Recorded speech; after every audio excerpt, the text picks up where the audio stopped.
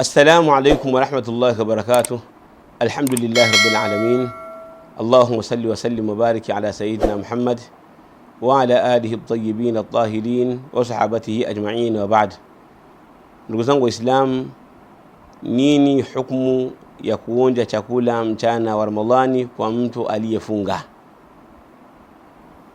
Inafaa kwa mtu ambaye amefunga kuonja chakula ikiwa haja imempelekea katika hilo, kwa sharti akionja chakula asimeze, yani anaonja lakini asimeze.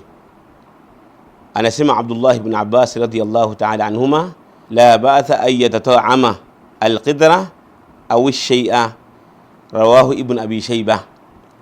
Anasema haina shida mtu kuonja chakula, haina shida mtu kuonja chakula, hilo swala halina shida, yani chakula kile ambacho anakipika.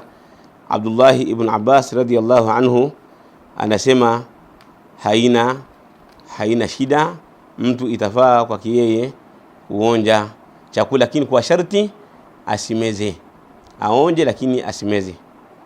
Jazakumullahu khaira wa barakallahu fikum. Hii ni Wajawema Online TV. Hapa ni elimu tu.